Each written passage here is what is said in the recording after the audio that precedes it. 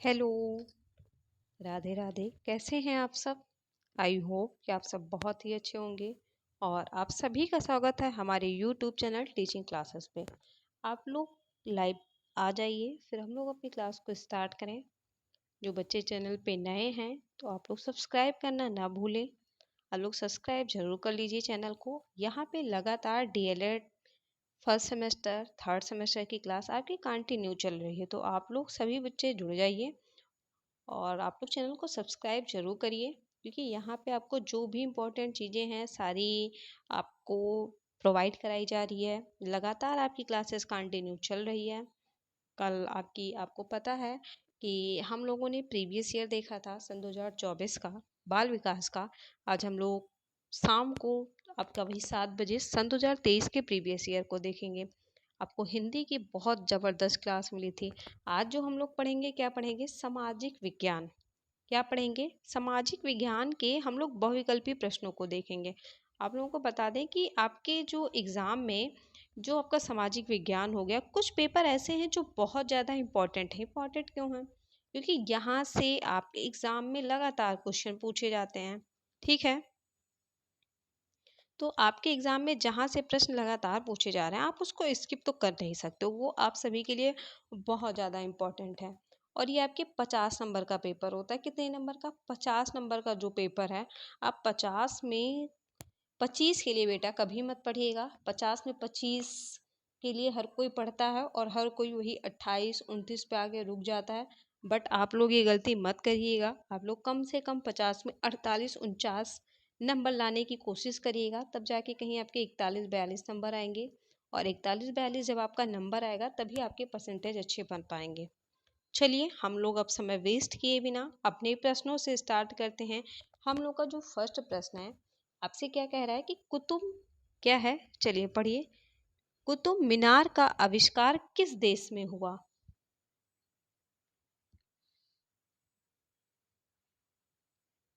क्या पूछा कि कुतुब मीनार का आविष्कार किस देश में हुआ?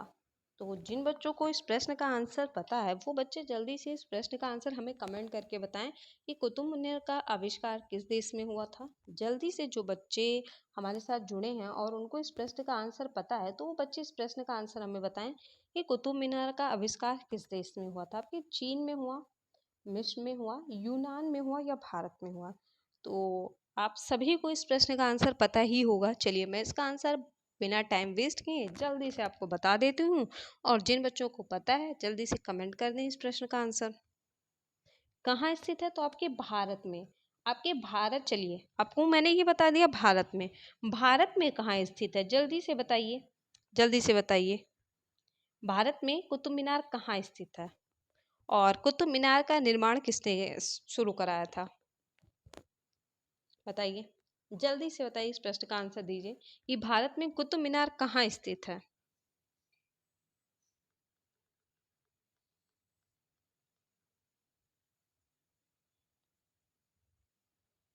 किसके द्वारा ये स्टार्ट किया गया था?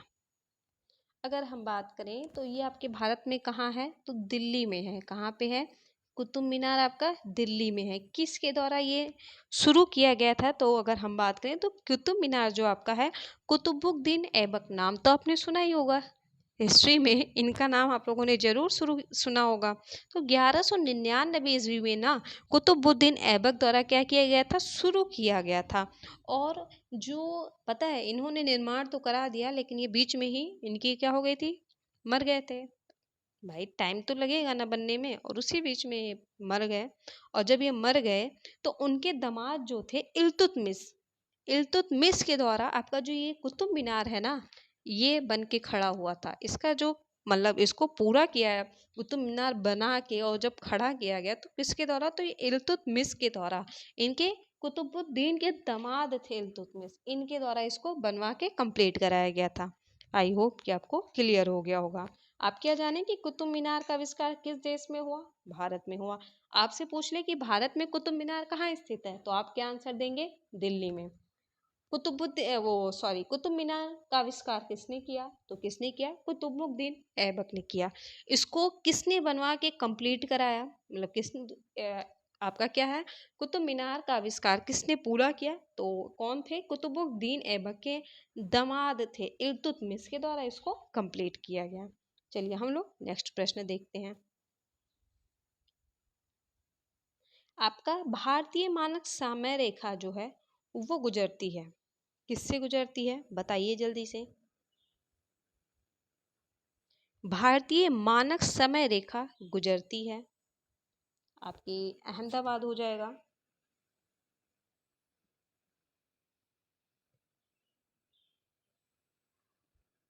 या लखनऊ होगा, कोलकाता होगा, या इलाहाबाद होगा, बताइए।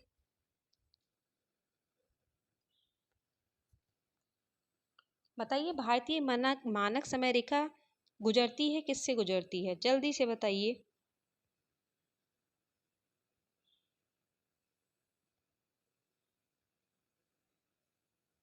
बताइए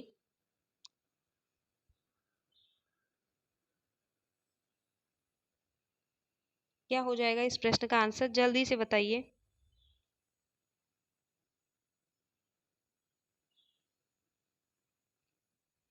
बताइए इस प्रश्न का आंसर क्या होगा, जिन बच्चों को पता है, बहुत ही इजी है ना। और आप सभी को पता है, हम लोग सन 2023 के प्रीवियस ईयर को अभी देख रहे हैं। बताइए भारतीय मानक समय रेखा गुजरती है तो किससे गुजरती है? आपके इलाहाबाद से। कहाँ से? इलाहाबाद से है।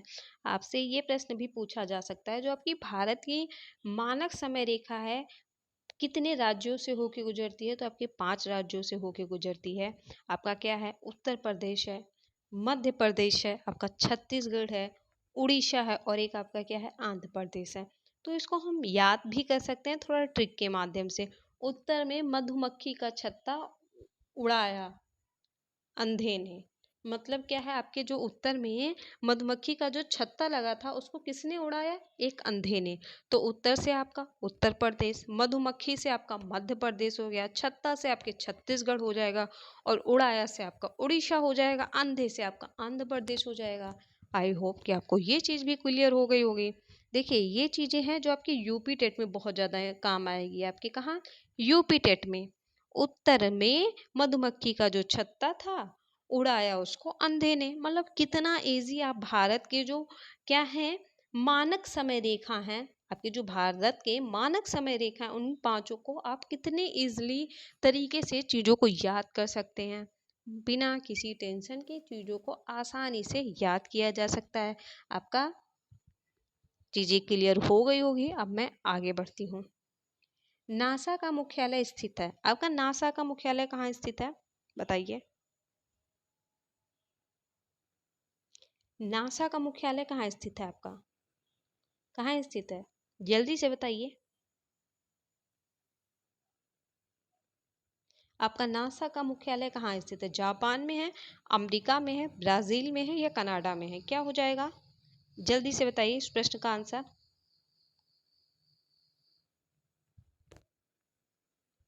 क्या होगा नासा का मुख्यालय, बताइए।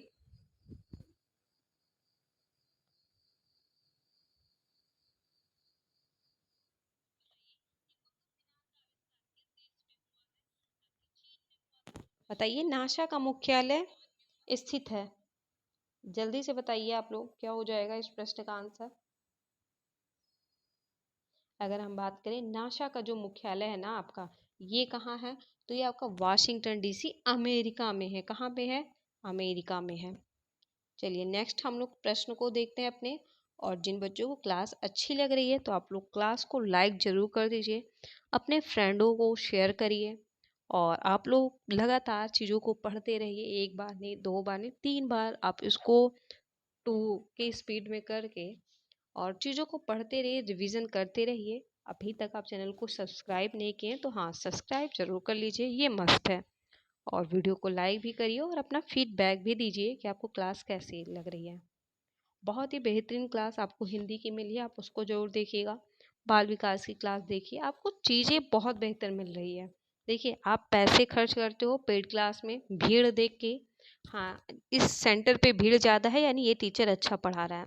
बात भीड़ की नहीं होती है, बात इस चीज़ की होती है कि आपको किस टीचर से समझ में आ रहा है। कोई ज़रूरी नहीं कि जो भीड़ में पढ़ा रहा है उसी टीचर से आपको समझ में आ जाए। जिस टीचर का पढ़ाया आपको समझ में आता है ना, वही आपके लिए बेस्ट है। ठीक है, वो चाहे भीड़ में पढ़ाए या अकेले में पढ़ाए, ये मायने नहीं रखता है। मायने ये रखता है कि आपको कहाँ समझ आ रहा है। आप देखते हैं कि यूट्यूब पे हज़ारों टीचर हैं, बट हम लोग क्या करते हैं, ढूँढते हैं इधर-उधर और फिर चीज़ों को टाइम देते हैं, 2 से 3 दिन समय देते हैं, पढ़ते हैं। उसके बाद जहाँ मुझे चीज़ें समझ आ रही है, वहाँ हम लोग चीज़ों को पढ़ते हैं। तो आप बस कुछ दिन समय दे के एक बार देखिए, आपको खुद पता चलेगा चीज़ें पढ़ाई जा रही है आपके हिसाब से या नहीं।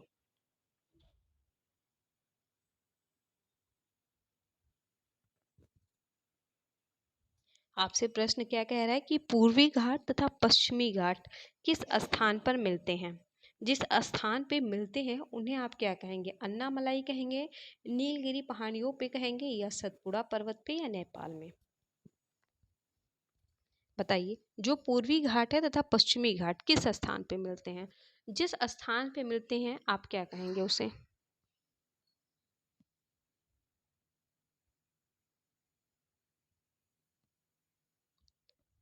पूर्वी घाट तथा पश्चिमी घाट किस स्थान पे मिलते हैं? अगर हम बात करें पूर्वी घाट तथा पश्चिमी घाट किस स्थान पे मिलते हैं, तो ये आपके नीलगिरी पहाड़ियों पे मिलते हैं। अब ये बताइए आप हमें कि नीलगिरी पहाड़ी जो पहाड़ियाँ हैं ये कहाँ पे हैं?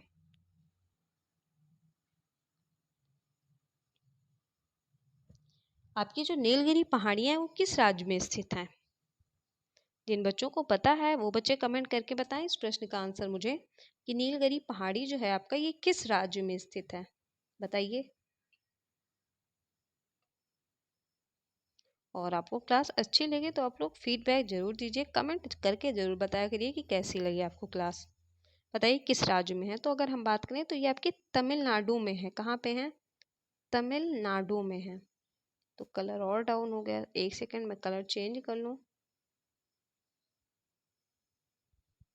कहाँ है आपका? तमिलनाडु में। चलिए हम लोग नेक्स्ट देखते हैं। आपका क्या है? ग्रेट रिफ्ट घाटी किस महाद्वीप पे स्थित है? प्रश्न आपसे क्या कह रहा है? ग्रेट रिफ्ट घाटी किस महाद्वीप पे स्थित है? बताइए।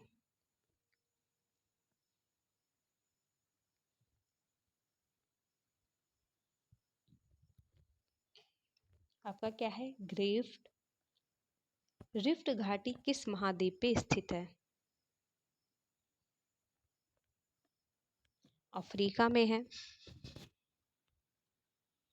कहाँ पे है? अफ्रीका में है, उत्तरी अमेरिका में है, यूरोप में है या ऑस्ट्रेलिया में है? जल्दी से बताइए कहाँ पे है?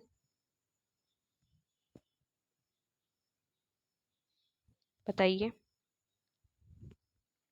ग्रेट रिफ्ट घाटी कहाँ पे है? किस महाद्वीप पर स्थित है? एक सेकेंड, आप लोग मुझे कमेंट करके बताइए जल्दी से।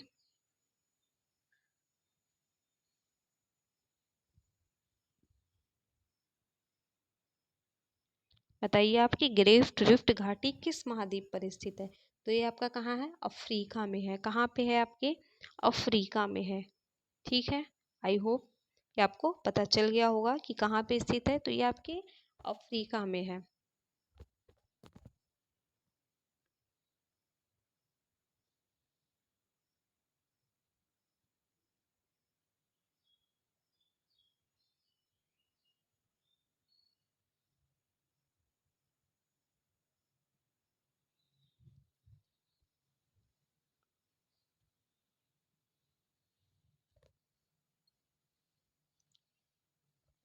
चलिए नेक्स्ट प्रश्न हम लोग देखते हैं। देखिए, जहाँ पे एक्सप्लेन करने वाली चीज़ें होंगी वहाँ पे एक्सप्लेन की जाएगी, जहाँ पे आंसर बताने लायक होगा वहाँ पे आंसर बता दिया जाएगा। और आप लोग जुड़े रहिए। ये वादा है कि अगर मैं 10 क्वेश्चन करा रही हूँ तो और सिर्फ 10 नहीं, कम से कम आपके 20 से 25 प्रश्न तैयार होंगे। और वो 20-25 प्रश्न आपके सिर्फ डीएलएड के लिए नहीं होंगे, आपका आने वाला जो एग्ज़ाम यूपी टेट है उसके लिए भी होंगे। आपको पता है यूपी टेट कितना ज़्यादा इम्पोर्टेंट है। और आप डीएलएड फर्स्ट सेमेस्टर में हो या सेकंड में हो, थर्ड में हो, कोई मतलब नहीं रखता है। आप चाहे जिस सेमेस्टर के बच्चे हों, हर किसी को भरना है और आप लोग भरिएगा भी ज़रूर और अच्छे से चीज़ों को पढ़िएगा। ठीक है। चलिए बताइए। भारत की सबसे लंबी तटरेखा वाला राज्य आपका कौन सा है?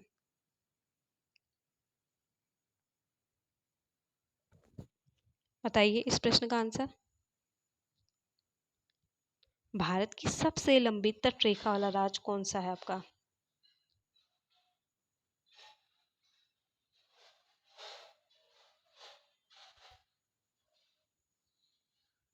बताइए, केरल है, गुजरात है आपका, गोवा है या तमिलनाडु है?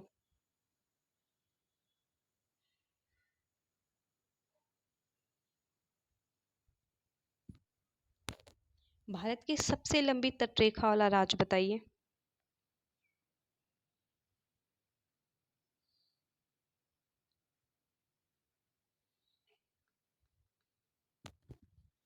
क्या हो जाएगा इस प्रश्न का आंसर? जल्दी से कमेंट करके बताइए।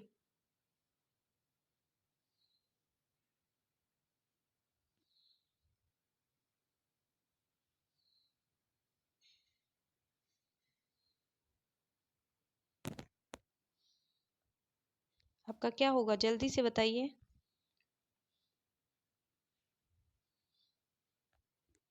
क्या हो जाएगा? आपका क्या होगा? गुजरात होगा। अगर आपसे इसी में पूछ ले, ये सबसे लंबी पूछ लिया और सबसे छोटी पूछ ले तो? अगर आपसे सबसे छोटी पूछ ले तो आपका आंसर क्या होगा? जल्दी से कमेंट करके बताइए। बताइए सबसे छोटी कौन सी है?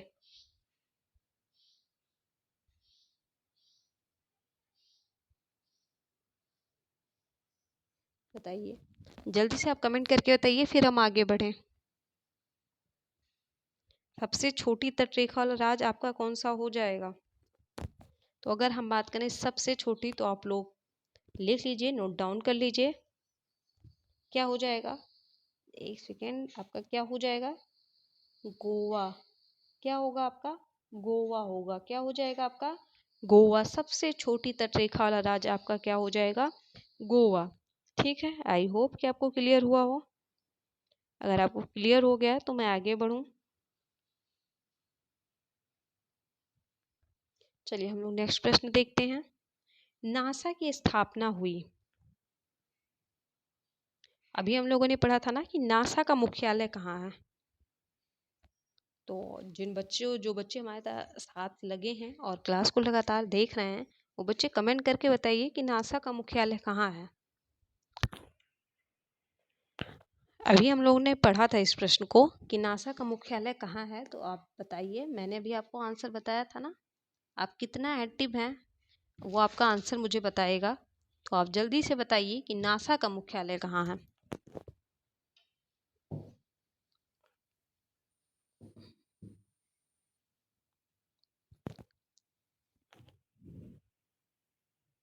क्या हो जाएगा? नासा का मुख्यालय कहाँ है आपका? तो आपका कहाँ है? America, Washington DC. I hope कि आपको पता होगा। पता है, इसलिए मुझे बताने की ज़रूरत ज़्यादा नहीं है। आगे मैं अच्छे से एक्सप्लेन करके बता के आई हूँ। आपसे प्रश्न क्या कह रहा है कि नासा की स्थापना कब हुई? तो बताइए आप, नासा की स्थापना कब और किसके द्वारा हुई थी? अगर हम बात करें नासा, जल्दी से बताइए, आप ही बताइए, समय दे रही हूँ।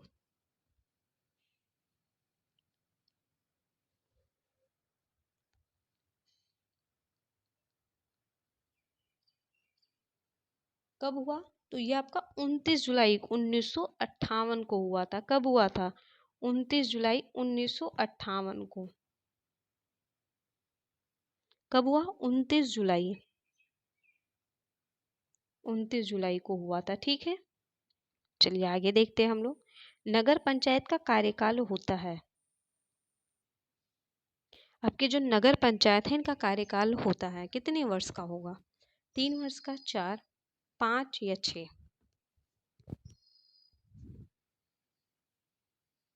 बताइए, जल्दी से बताइए, नगर पंचायत का जो कार्यकाल होता है ये कितने वर्ष का होता है?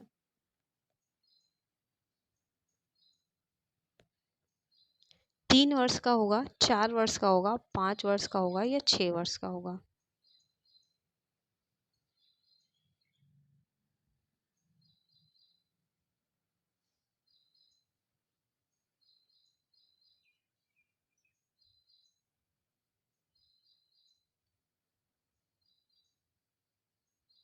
बताइए जल्दी से क्या हो जाएगा। नगर पंचायत का जो कार्यकाल होता है कितने वर्ष का होता है?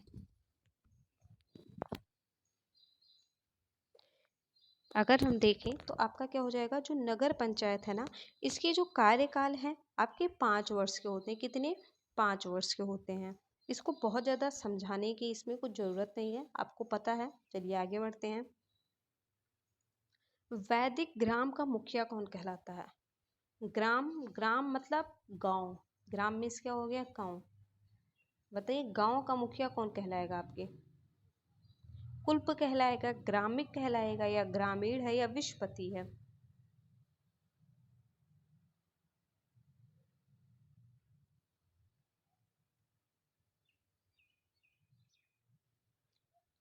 ग्राम का मुखिया बताइए। आपका क्या हो जाएगा? ग्रामीण हो जाएगा। कुल्प क्या हो गया? आपके परिवार का जो एक मुखिया होता है, जो आपके पूरे परिवार को चला रहा है, उसका जो मुखिया होता है वो आपका क्या कहलाएगा? कुल्प कहलाएगा। और विश्वपति क्या है? जो पूरे गांव, गांव में ही क्या होता है? सरपंच होता है, सबसे बड़ा जो होगा वो आपका क्या कहलाएगा? विश्वपति कहलाएगा। ये एक ग्राम का मुखिया है। और जो विश्वपति है ना, एक ग्राम में जैसे कई होते हैं ना, विभाजन होता है, क्या है, देखिए जगह जगह पे चीजें गांव बटे हुए रहते हैं, लेकिन जो उन गांवों को जोड़ता है और उसका जो मुखिया होता है वो विश्वपति होता है। नेक्स्ट आपका क्या है कि किस हड़प्पा स्थल से काश नृत्य की मूर्ति आई थी? आपको पता है कहाँ से? कालीबंगा से, या चंदहुड़ो से, मोहनजोदड़ो से, या हड़प्पा से? तो आपका कहाँ से आया था? मोहनजोदड़ो से आया था। नेक्स्ट, ग्लोब पर दो स्थानों के बीच की न्यूनतम दूरी को आप क्या कहेंगे? तो ये आपका अंतरराष्ट्रीय तिथि रेखा पर, क्या? अंतरराष्ट्रीय तिथि रेखा। चलिए आगे देखते हैं। आपके जो सिंधु घाटी निवासी थे उनका मुख्य भोजन क्या था?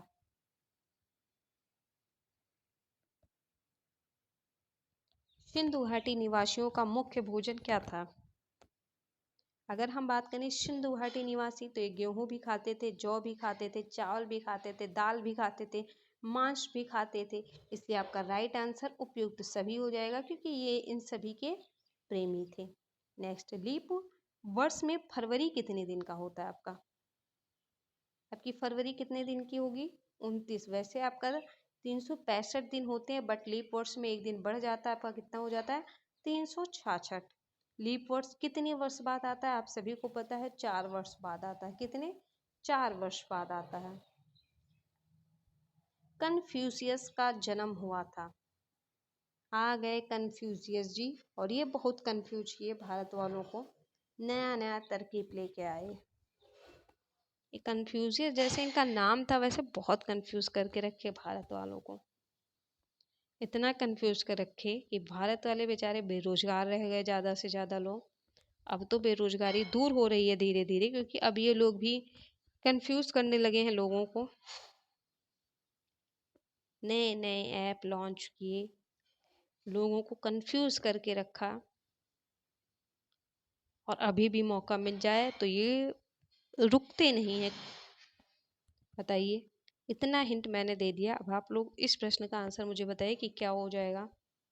भारत में, चीन में, जापान में, या अमेरिका में?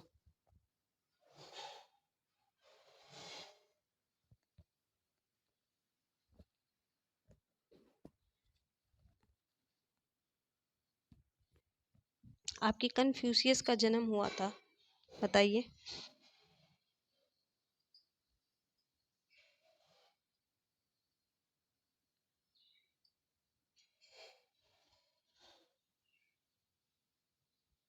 कब हो जाएगा? जन्म हुआ था तो ये कहाँ हुआ था? चीन में। आपको पता है कि चीन नई नई चीज़ों का, मतलब ऐसे ऐसे गेम लेके आता है, ऐसी ऐसी चीज़ें लेके आता है ना, कि इंडिया वाले उसमें अच्छे से इन्वॉल्व हो जाएंगे। और जो ये बेरोजगार हैं उसी में घुसे रहेंगे। जैसे टिकटॉक आया, मतलब तरह तरह की आइडिया आता है कि आप ये करिए तो इतने पैसे कमाएंगे, मतलब चूतिया बना के सिर्फ पैसे ले जाता है कौन? चीन वाले। और भारत वाले उसमें इन्वॉल्व रहते हैं। तो अब भारत वाले अब तो समझदार हो गए, अब नहीं कहेंगे कि वो कंफ्यूज होते हैं, बट मौका जैसे चीन वाले पाते हैं वो कंफ्यूज कर देते हैं। तो आपका कन्फ्यूशियस का जन्म हुआ था कहाँ? तो चीन में। देखिए चीन का प्रसिद्ध दार्शनिक कौन था? लोइट्स था या कन्फ्यूशियस था? और बात दोनों। देखिए जब चीन चीज़ों को थोड़ा स्टोरी के माध्यम से समझाने की कोशिश कर रही हूँ कि आप भूलें ना, ठीक है। और कोई आपको ऐसा नहीं कि चीन भारत, ऐसा मैं कुछ नहीं कहना चाहूँगी, लेकिन आप लोगों को थोड़ा समझाने के लिए ये चीज़ें है। देखिए बताइए कि चीन का प्रसिद्ध दार्शनिक कौन था? लोइट्स या कन्फ्यूशियस था? देखिए ये कन्फ्यूशियस ये अकेले था, अकेले भारत को बहुत कंफ्यूज किया नई नई तकनीकों से अपने। फिर एक बार समय आया कि भारत वाले भी समझदार हो गए और वो कन्फ्यूज़न में जीना थोड़ा बंद कर दिए। तो इसने अपनी एक टीम बनाई और किसको ले आया? लोएट्स को ले आया। अब ये दोनों जन मिलके भारत वालों को कंफ्यूज बना रहे हैं, यानी चीन के जो प्रसिद्ध दार्शनिक थे, तो अब आप भूलेंगे नहीं, कन्फ्यूजियस और लोएट्स। ठीक है, चलिए आगे बढ़ते हैं।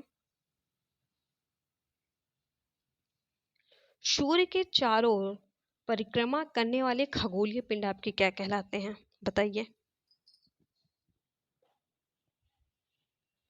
बताइए। अच्छे प्रश्न हैं, प्रश्नों का कलेक्शन जो इसमें है सीरीज में अच्छे प्रश्नों का है और प्रीवियस ईयर है और पूछे भी बहुत जाते हैं।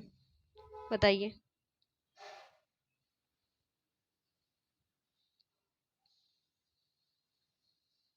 आपकी सूर्य के चारों ओर परिक्रमा करने वाले खगोलीय पिंड आपके क्या कहला रहे हैं? ग्रह कहला रहे हैं। क्या कहलाते हैं? ग्रह कहा जाता है। और हमारे सौर मंडल में कितने ग्रह हैं? आप लोग हमें कमेंट करके बताइएगा, हमारे सौर मंडल में कितने ग्रह हैं? आप लोग कमेंट करके हमें उन ग्रहों का नाम बताएंगे। ये आप लोगों के लिए SW है। जो भी बच्चे अभी क्लास को देख रहे हैं, आप लोग 8 ग्रहों का नाम हमें बताइए कमेंट करके। आपके एग्जाम में 2 नंबर का प्रश्न पूछा जाएगा, 8 ग्रहों के नाम लिखिए। पूछ लेगा कि हमारे सौर मंडल में कितने ग्रह हैं और उन ग्रहों का नाम लिखिए। तो चलिए, मैंने ये प्रश्न आपसे किया, सोच लीजिए आपका पेपर आउट हो गया और आपसे प्रश्न पूछा जा रहा है। चलिए बताइए।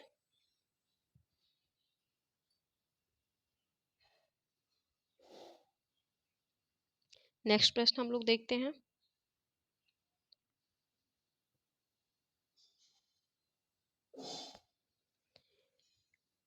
वायुमंडल की किस स्तर में सर्वाधिक मौसमी घटना घटित होती है?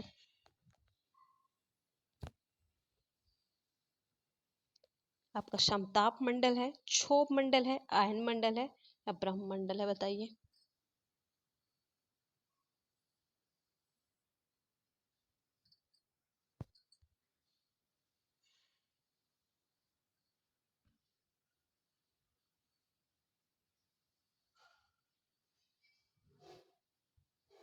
बताइए आपके वायुमंडल के किस स्तर में सर्वाधिक मौसमी घटना घटित होती है? आपका क्या हो जाएगा? तो अगर हम बात करें तो आपका क्या हो जाता है? क्षोभ मंडल। क्षोभ मंडल ऐसा है ना जहाँ पे सबसे ज्यादा मौसमी घटनाएं होती हैं। क्षोभ मंडल वायुमंडल की क्या है? सबसे निचली परत है। क्या है? सबसे निचली परत है, जहाँ हम लोग क्या कह रहे हैं, जहाँ हम लोग इस समय रहते हैं, जहाँ लगभग सभी मौसमी संबंधी घटनाएं देखिए, आंधी हो गया, तूफान हो गया, भूकंप हो गया, सारी चीजें हो रही है नहीं हो रही है? तो ये वायुमंडल की सबसे निचली परत है ना, जहाँ पे मौसमी घटनाएं घटित होती है, और इसी को हम लोग क्या कहते हैं? क्षोभ मंडल। क्या है ये? क्षोभ मंडल। बारिश हो गया, बर्फबारी, बादल, हवा, तापमान, क्षोभ मंडल में ही क्या करते हैं? ये सारी चीजें बनते हैं। इसलिए आप लोग याद रखिए।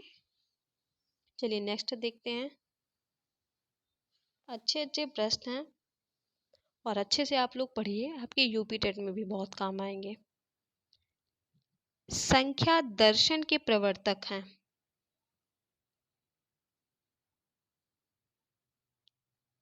आपके कपिल हैं, पतंजलि हैं, गौतम है या जामिनी है?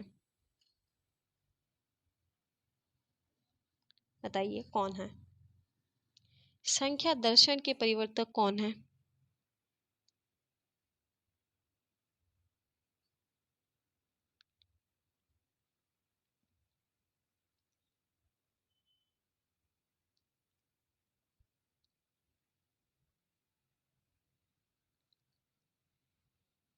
कौन है आपके? कपिल हैं, पतंजलि है, गौतम है या जैमिनी है? तो अगर हम बात करें संख्या दर्शन, तो इसके प्रवर्तक कौन है? तो आपके कौन है? महर्षि कपिल हैं। कौन है? महर्षि कपिल हैं। चलिए, बहुत ज़्यादा डिटेल में जहाँ जरूरत होगी वहाँ पे चीज़ें आपको कराई जाएंगी। महाभारत को अन्य किन नामों से जानते हैं?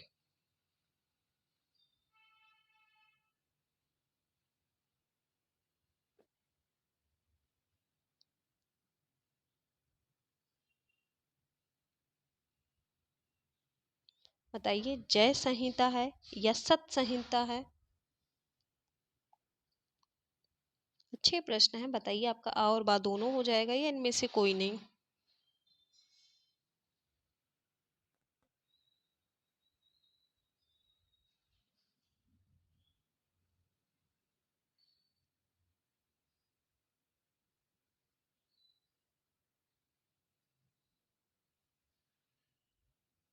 बताइए क्या होगा?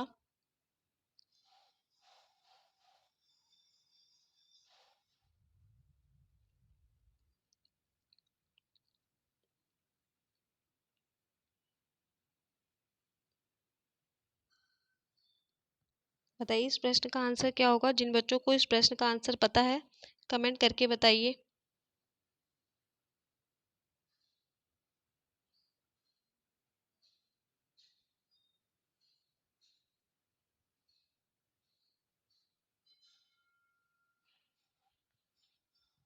क्या हो जाएगा? बहुत ही इजी है। आप लोगों को पता है कि जब दो आ और बा दोनों दिए रहें तो ज़्यादातर चीज़ें सही ही होती है। तो आपका राइट आंसर क्या हो जाएगा? आ और बा दोनों, जय संहिता। और आपका क्या है? सत संहिता। थोड़ा संस्कृत आप सभी को पता है।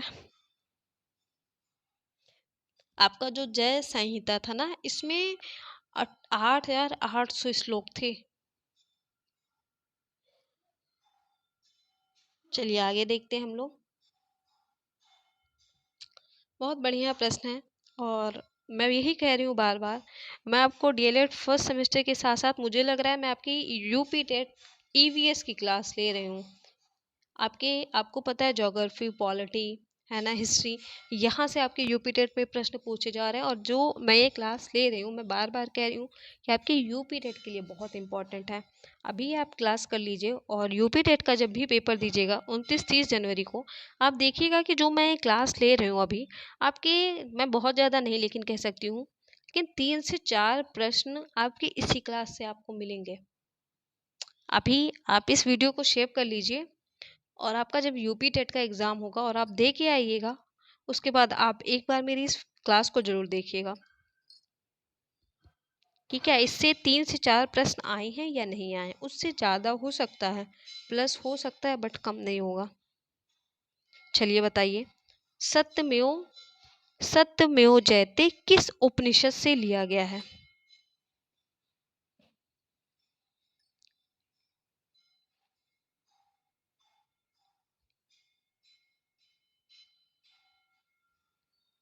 किससे लिया गया है आपका सत्यमेव जयते? अगर हम बात करें तो ये आपके मुंडो उपनिषद से लिया गया है ना।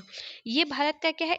यह एक राष्ट्रीय आदर्श वाक्य है ना, जिसका अर्थ क्या है कि सत्य की विजय होती है, सत्य की ही विजय होती है। और आपने देखा होगा कि जो ये हमारा भारत सरकार है उसके राज्य चिन्ह के नीचे देवनागरी लिपि में लिखा भी रहता है सत्यमेव जयते, लिखा है। आप एक बार जरूर देखिएगा।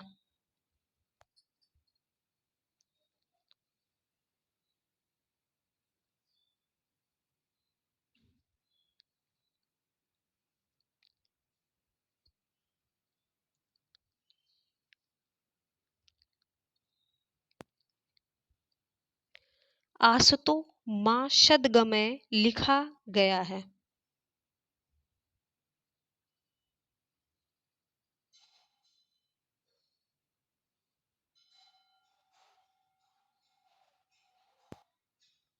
बताइए, आपका शाम वेद में लिखा गया है, ऋग्वेद में है, यजुर्वेद में है या अर्थवेद में है? थोड़ा संस्कृत में दिक्कत है, पहले ही बताया है। किस वेद में लिखा गया है? तो ये आपका ऋग्वेद में लिखा गया है। आपका ऑप्शन सी हो जाएगा, क्या हो जाएगा, ऋग्वेद। चलिए आगे देखते हैं।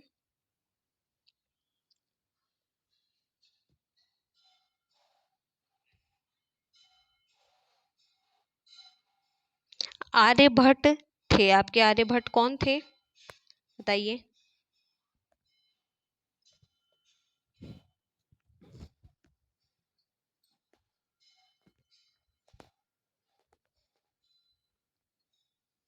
अगर आपको क्लास अच्छी लग रही है तो आप लोग क्लास को लाइक ज़रूर करिए, वीडियो को ज़्यादा से ज़्यादा शेयर करिए। ये जानिए कि आपके डीएलएड फर्स्ट सेमेस्टर के साथ साथ आपकी यूपी टेट का भी पेपर आप कर रहे हैं। ये जहाँ से जो चीज़ें मिले उसको बटोर लेनी चाहिए। बताइए, आर्यभट्ट थे आपके कौन थे, खगोल शास्त्री थे, इतिहासकार थे, नाटककार थे, या पुरातत्ववादी थे।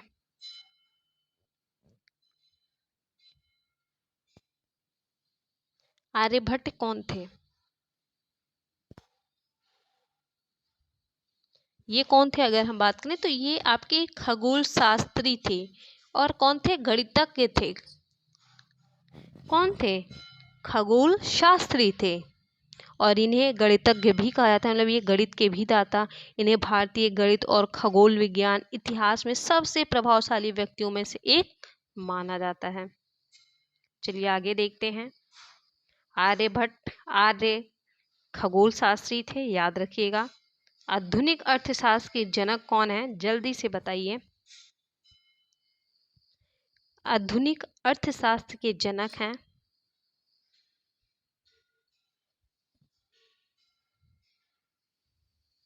बताइए। एडम स्मिथ हैं, कीन्स हैं, मार्शल हैं, या आपके अमर्त्य सेन हैं।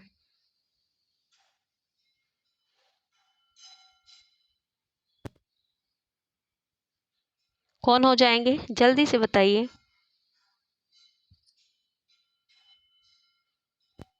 अर्थशास्त्र, आधुनिक अर्थशास्त्र। अर्थशास्त्र जो बच्चे पढ़े हैं इकोनॉमिक्स उनको पता है। ये आपके जो सामाजिक विज्ञान है आपको पता है कि इसमें इकोनॉमिक्स, पॉलिटी, हिस्ट्री सारी चीज़ें आ जाती है। ये सारी चीज़ों को मतलब जैसे घमंजा करके एक सब्जी बनती है, वैसे ही जानिए आपकी घमंजा करके आपकी ये ज्योग्राफी है। सोशल स्टडी का जो आपकी पेपर होता है ना आपके एग्जाम में, उसमें सारी चीज़ें होती हैं। तो आपका राइट आंसर क्या हो जाएगा, एडम स्मिथ। आप लोग फीडबैक जरूर दीजिएगा कि आपको क्लास कैसी लगी, और आप नए हैं तो सब्सक्राइब जरूर करिए। नगर निगम के सदस्यों का कार्यकाल होता है, 2 वर्ष होगा, या 3 वर्ष, 4 वर्ष, 5 वर्ष, बताइए।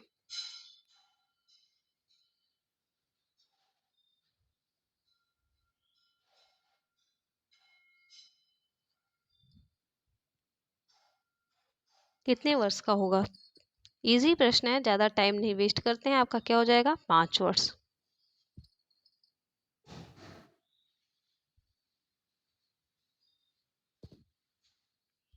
हड़प्पा के निवासी किस युग में थे,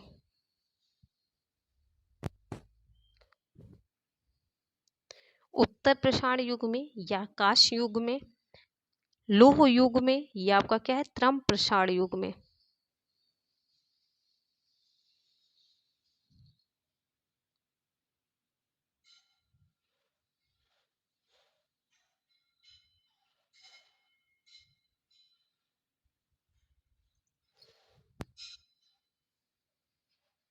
आप लोग हमें ये भी बताइएगा कि हड़प्पा सभ्यता है यह किस सभ्यता के रूप में जाना जाता है।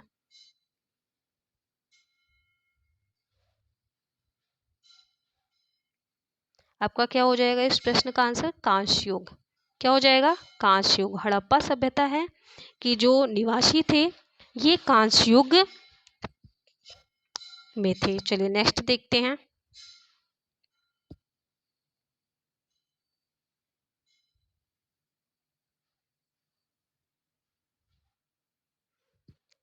वर्षा ऋतु है,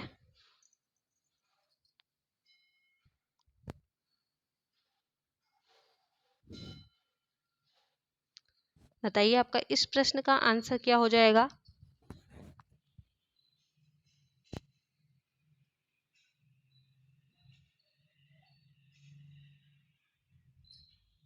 वर्षा ऋतु कब से स्टार्ट हो गई, ये बताइए।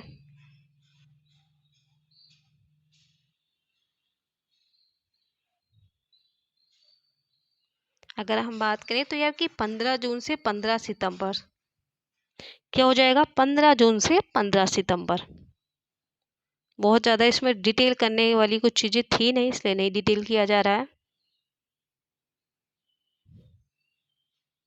और अगर आप कहिए, अगर चीज़ें बताने लायक होगी तो वहाँ पे सारी चीज़ें बताई जाएगी।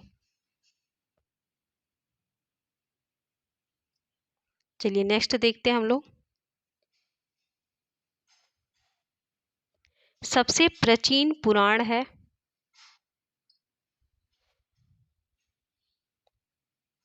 मत्स्य पुराण है आपका, यह विष्णु पुराण है, नारद पुराण पुराण है, या इनमें से कोई नहीं।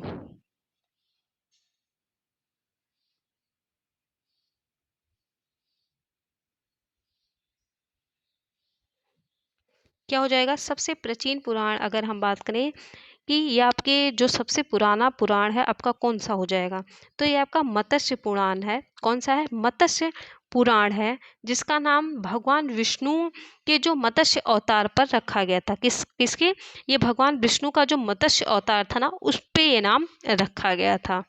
और ये सबसे पुराना ग्रंथ है, आपके 18 महापुराणों में सबसे पुराना पुराण है। चलिए नेक्स्ट हम लोग देखते हैं।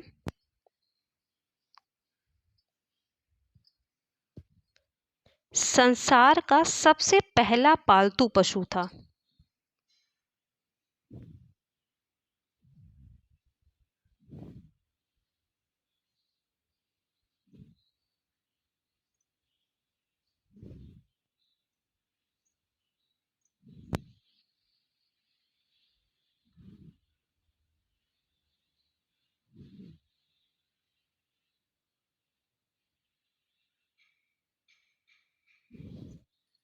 बताइए आपका क्या हो जाएगा? अगर हम बात करें तो संसार का जो सबसे पहला पालतू पशु था वो कुत्ता था। क्या था? कुत्ता था। चलिए नेक्स्ट देखते हैं।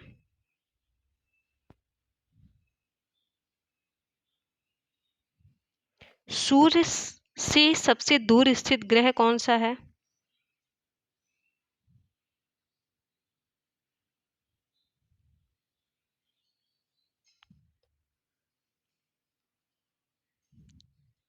आपका यम हो जाएगा, वरुण हो जाएगा, यूरेनस या अरुण हो जाएगा, आपका बृहस्पति हो जाएगा। बताइए सूर्य से सबसे दूर स्थित ग्रह कौन सा होगा? कौन सा हो जाएगा? जल्दी से कमेंट करके बताइए।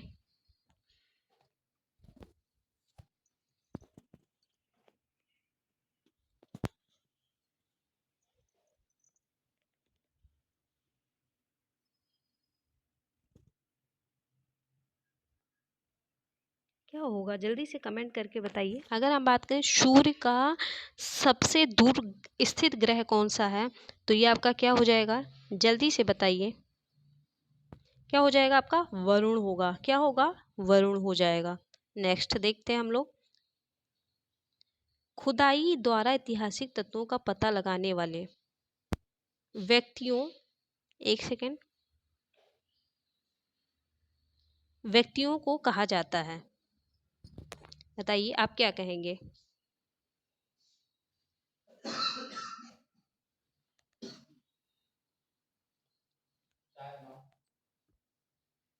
खुदाई द्वारा ऐतिहासिक तत्वों का पता लगाने वाले व्यक्तियों को कहा जाता है। आपके वैज्ञानिक हो जाएंगे, इतिहासकार होंगे, या पुरातत्ववादी होंगे, या भूवैज्ञानिक होंगे। देखिए इस समय वहां पे आपने देखा होगा द्वारकाधीश बहुत ट्रेंडिंग में था कुछ दिनों पहले। आप जब भी देखिए, आजकल हर कोई इंस्टाग्राम वाले हैं, तो आप लोगों ने देखा होगा कि इंस्टाग्राम पे बहुत ज़्यादा रील वायरल थी। कहाँ की? द्वारकाधीश की। वहाँ पे जो पुरातत्ववादी, मतलब अब देखिए यही तो इस प्रश्न में पूछा गया है कि खुदाई और ऐतिहासिक तत्वों का पता लगाने वाले कौन होते हैं, तो ये आपकी पुरातत्ववादी होते हैं। तो इन्होंने लोगों ने देखा है कि आपकी कितनी अच्छी खासी अंदर समुद्र के अंदर क्या है, पूरे मंदिर का निर्माण है। तो किसने पता लगाया था? ये सारी बातें, ये सारी खोजबीन किसके द्वारा पता की गई? तो आपके पुरातत्ववादियों के द्वारा पता लगाया गया था। नहीं तो पता ही नहीं चलता।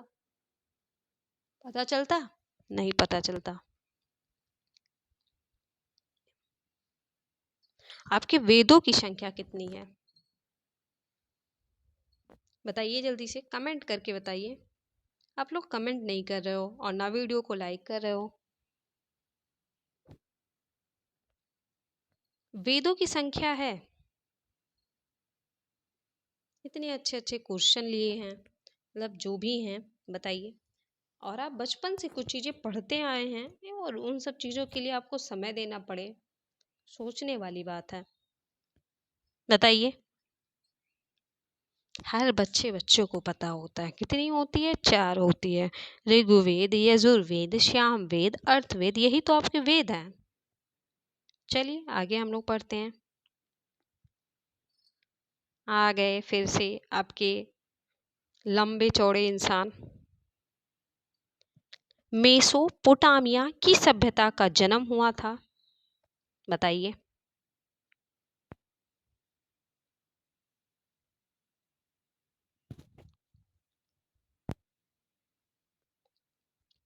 आपकी नील नदी हो जाएगा सिंधु घाटी की, या दाजला फरात की नदी घाटी, या आपका क्या है, यांगस्टिंग्स नदी घाटी।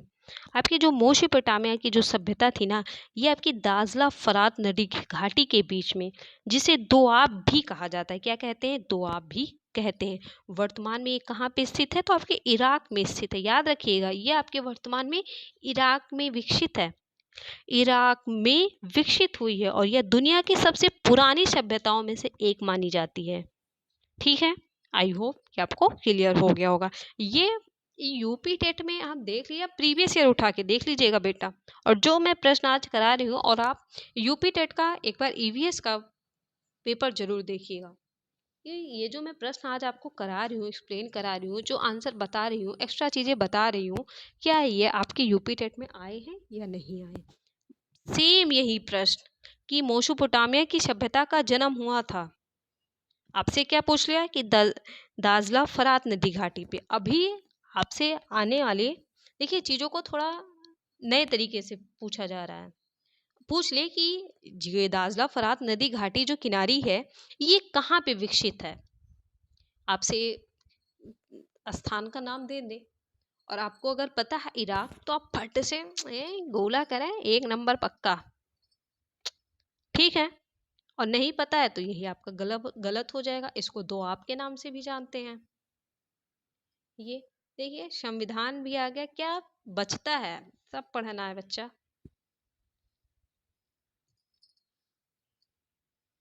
संविधान सभा के अस्थाई अध्यक्ष थे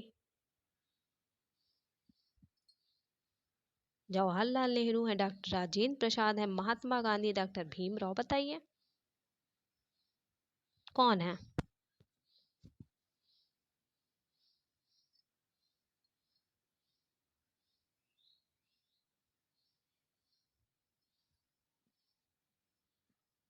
बताइए, जल्दी से बताइए, बिना टाइम वेस्ट किए। इन प्रश्नों पे मुझे समय देना पड़ रहा है आप लोगों को बहुत। बताइए, जल्दी से बताइए, क्या हो जाएगा? रुको कि आगे बढ़ूं?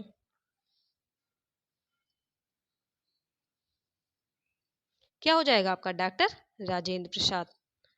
चलिए, मैं ऐसा समझ लेती हूँ, मान लेती हूँ कि आपको इस प्रश्न का आंसर पता था।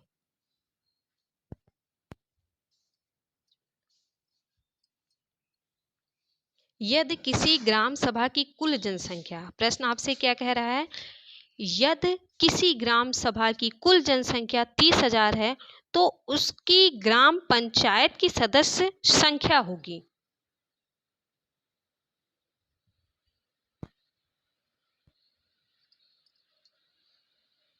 बताइए, इस प्रश्न का आंसर क्या होगा? यदि किसी ग्राम सभा की कुल जनसंख्या कितनी बता रहा है?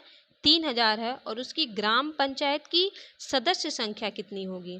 ग्राम सभा की कुल संख्या कितनी बता रहा है? 3,000। बताइए क्या हो जाएगा आपका? तो उसके ग्राम की सदस्य संख्या कितनी होगी?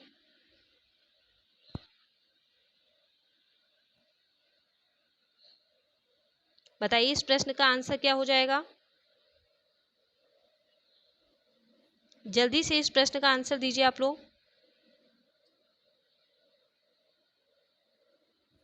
क्या हो जाएगा? 15 हो जाएगा। हम लोग 15 मानते हैं, लेकिन आपके सीरीज में 13 बताया गया है, तो थोड़ा ये कन्फ्यूज़न वाले प्रश्न हैं। इस पे मैं आपको क्लियर करके डाउट फिर बता दूंगी इसका आंसर। लेकिन जो बताया गया है आपके सभी जगह, गूगल हो गया और जगह पे, जो ठीक आपकी जो सही इन्फॉर्मेशन है ये 15 है, बट आपकी सीरीज में 13 कहा गया है। चलिए हम लोग नेक्स्ट प्रश्न को देखते हैं।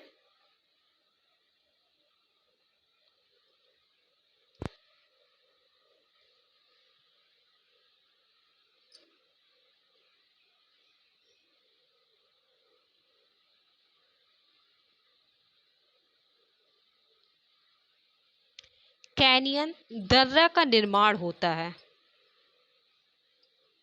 आपके नदी द्वारा, हवा द्वारा, या ग्लेशियर द्वारा, या समुद्री लहरों द्वारा? बताइए। नदी द्वारा होगा, हवा द्वारा होगा, या ग्लेशियर द्वारा होगा, या समुद्री लहरों द्वारा?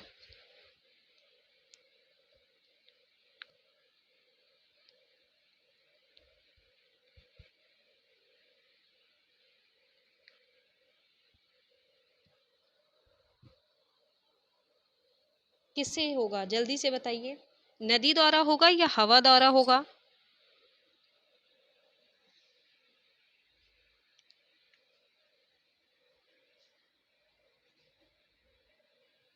किसके द्वारा होगा? जल्दी से कमेंट करके बताइए। अगर हम बात करें तो ये आपका नदी द्वारा होगा। किसके द्वारा होगा? नदी द्वारा। मुख्य रूप से आपका किसके द्वारा होगा? नदी द्वारा होगा। जो क्या होता है, जलधारा द्वारा जो चट्टानें हैं ना, चट्टानों का जो काट कर गहरी और संकरी घाटी बनाने में क्या करता है? काम, मतलब ये प्रयोग आता है। फिर से आ गए हम लोग उसी प्रश्न पे जो अभी हम लोग आगे करके आए हैं। जल्दी से आप लोग कमेंट करके बताइए, भारत का सबसे लंबी तटरेखा वाला राज्य? अभी हम लोग ये प्रश्न किए थे, जल्दी से आंसर बता दीजिए। केरल है, गुजरात है, गोवा है, तमिलनाडु है? तो आपका क्या हो जाएगा? गुजरात है। जो प्रश्न कर चुके हैं, ज़्यादा टाइम हम लोग उस पर नहीं देंगे। चलिए आगे देखते हैं। वेद का शाब्दिक अर्थ है?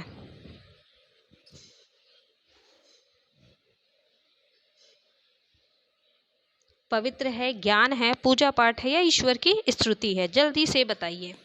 वेद, वेद ज्ञान महिमा।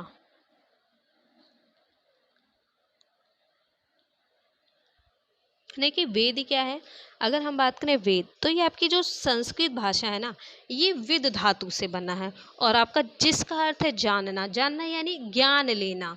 क्या है? ज्ञान प्राप्त करना। तो वेद का शाब्दिक अर्थ क्या हो गया? ज्ञान।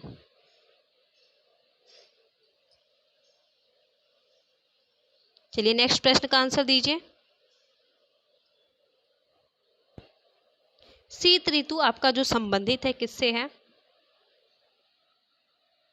बताइए जल्दी से। आपको क्लास पसंद आ रही है तो क्लास को लाइक जरूर करिए। आप लोग वीडियो को एक बार ज़्यादा से ज़्यादा शेयर कर दीजिए अपने सभी दोस्तों को। आप जिस भी ग्रुप से ऐड हैं, आप सारे ग्रुप में शेयर करिए। सभी को पता होना चाहिए कि आपकी जो आरडी टीचिंग क्लासेस है, यहाँ पे यूपी डीएलएड की बेस्ट क्लास मिलती है।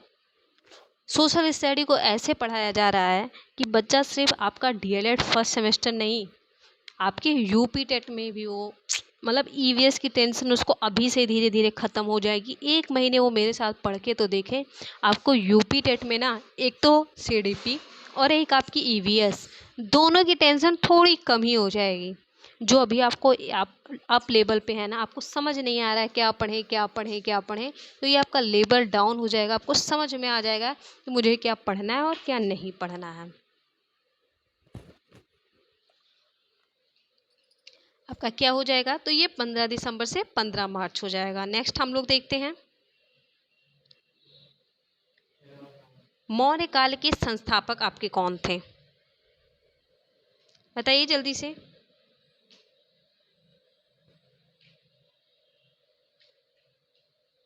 जल्दी से बताइए इस प्रश्न का आंसर क्या होगा?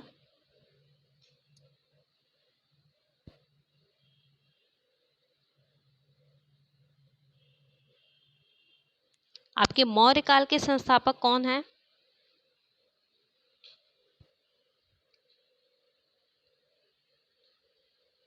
आपके कौन हो जाएंगे?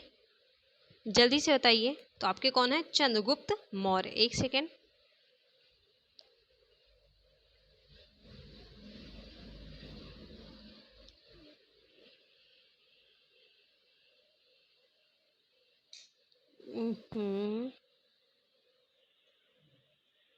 आपका क्या हो जाएगा? चंद्रगुप्त मौर्य। चलिए नेक्स्ट हम लोग देखते हैं। ये सर्किल, हट जा बच्चा।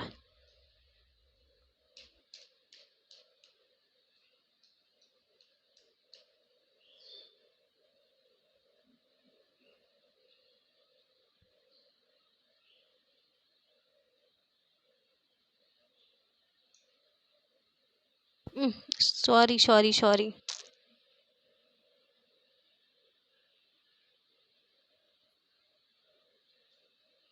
आपका क्या कह रहा है प्रश्न? नालंदा विश्वविद्यालय की स्थापना किसके शासनकाल में हुई थी? बताइए। चलिए प्रश्न का आंसर दीजिए। चीजें बाद में हम लोग देख लेंगे। नालंदा विश्वविद्यालय की स्थापना किसके शासनकाल में हुई?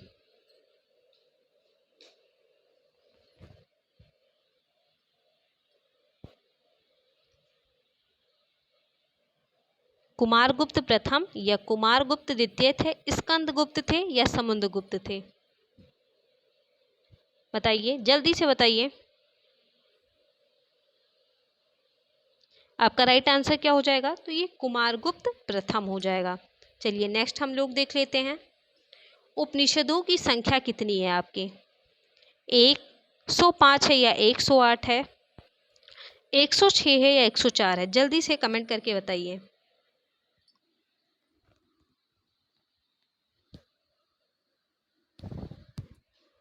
आपको क्लास अच्छी लग रही है तो आप क्लास को ज़रूर शेयर कर दीजिए। ज़्यादा से ज़्यादा बच्चों को शेयर करिए। ज़्यादा से ज़्यादा आप बच्चों को जितना ही जोड़ेंगे उतना मज़ा आएगा क्लास को पढ़ाने में और आपको पढ़ने में भी। और आप लोग अपना फीडबैक ज़रूर दीजिएगा कि आपको क्लास कैसी लगी, पढ़ाने का तरीका अच्छा लगा या नहीं, क्या कमियां हैं, क्या सुधार होनी चाहिए।